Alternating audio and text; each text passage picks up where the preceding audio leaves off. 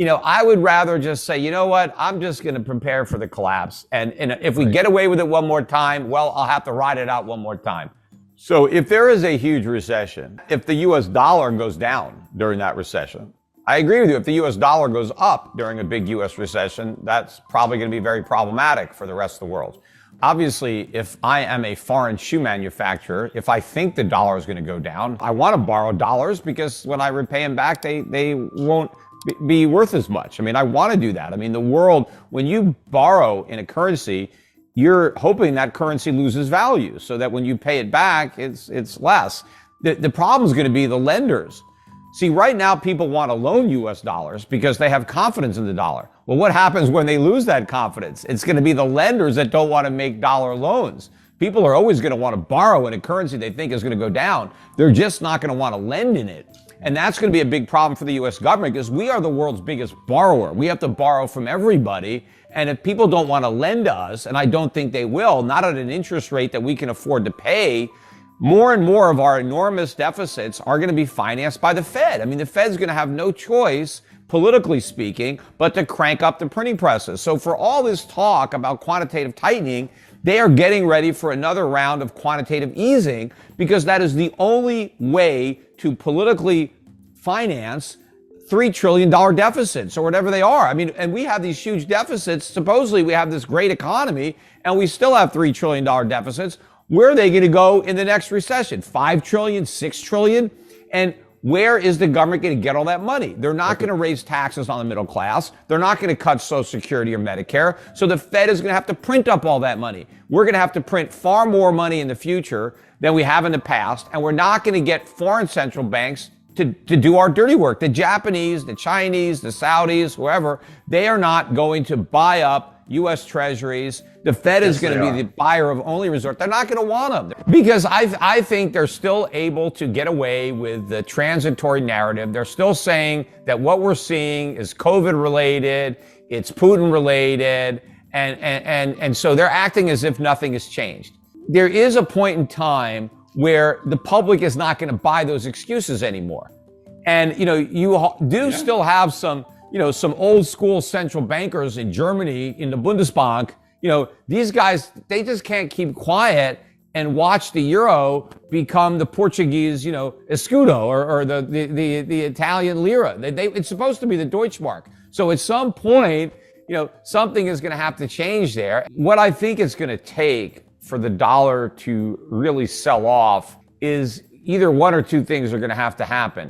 Either the Fed is going to have to come clean and admit that the U.S. economy is not as strong as it thought, and therefore it's not going to be able to be as aggressive as it claimed when it comes to inflation fighting. And it may even try to say that the weakness in the economy means that we don't have to fight as hard because inflation is simply going to come down as a function of the weakening economy, because Powell kept saying that, the economy is super hot, it's overheating, and it's this red hot economy that is causing inflation. Now, that's not true, but that's what the Fed claims. And so the Fed will have at least an excuse initially to adopt a less hawkish or more dovish, forward guidance in the face of all this mounting evidence that the economy is either headed to a recession or already in a recession. So either that's going to happen, the Fed comes clean, or the markets begin to front run that, capitulation and start to realize that that's going to happen. Even before the Fed acknowledge it, the markets start to realize, wait a minute, this economy is a mess. We're in recession, or we're going to soon be in recession. So the Fed is never going to be able to follow through with the rate hikes that have already been baked into this cake. And I think the reason that we've seen this strength in the dollar is because everybody has been bracing for, this epic inflation battle where the Fed was going to, go Paul Volcker on inflation and the consequences be damned. Who cares? We're going to put this inflation genie back in the bottle. We're going to go back down to 2%. And so just the way the markets believed the Fed, when the Fed said there was no inflation, in fact, they said there wasn't enough inflation. And then when they said, oh, don't worry about the rise, it's transitory, Now that they've admitted it wasn't transitory, the markets still believe the Fed. For some reason, the Fed credibility is still there, and the markets believe the Fed is committed to fighting inflation. Well, I don't. I think they're going to give up that fight the minute they realize how weak the economy is, because I think all of their tough talk is predicated on the economy being strong enough to withstand the rate hikes or the quantitative tightening. But when they realize that's not the case, they're going to reverse. And so either the Fed is going to tell that to the markets, or the markets are going to figure it out.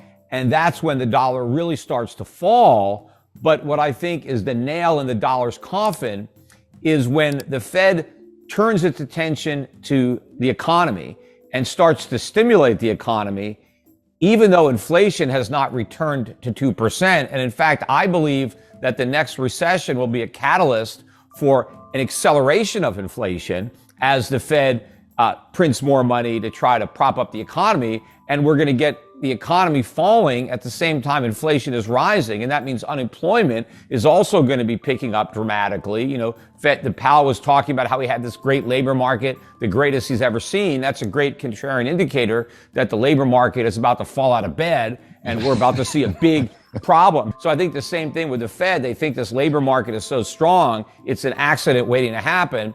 And so when we get that, when we get recession and rising inflation at the same time, maybe unemployment and inflation both go into the double digits, 10% unemployment, 10% inflation. When the markets get a whiff of that, I mean, that's it. I mean, the dollar is going to get killed in that type of economic environment. So first of all, the dollar hasn't collapsed yet, but it's been on the brink several times. I mean, it almost collapsed in 1987. It almost collapsed in 2008. So it's been, near death, and then it's, revived. And so the question is, the next time the dollar falls the way it did in 87 or 2008, what if it keeps falling? What if there isn't a miracle to save it? That's what my thought is that how can you press your luck? Because I agree with what Brent is saying in that I'm right inevitably, but the timetable is difficult to tell. What if the imminent threat, or not maybe a threat, is that the dollar goes up before it goes down, because in the long run, it's cross currents at play, right? But here's the thing. How do you know when you've arrived at the long run? Because you can always say it's a problem in the long run, it's a problem in the long run. So that means eventually you're in the long run, except when you're in the long run, you still don't know you're there, right? You still say the same thing. It's a problem eventually. So at some point, somebody who thinks it's a problem in the future is going to be surprised because they've arrived at the future, right? There is no more can caking, because I'm sure it's not going to be, we're going to get to the point where it's a crisis. And then all the people who have said, hey, it's only a problem in the long run, they're not going to suddenly say, yep, it's a problem right now. They're not going to know it's a problem until it's a crisis. So it's going to have to happen. So the question is, can we do it again? The enormity, knowing that every time we have to go back to QE, we have to do it bigger than the time before, and because the problem is so much bigger, right? We have a much bigger drug problem, so we need more drugs.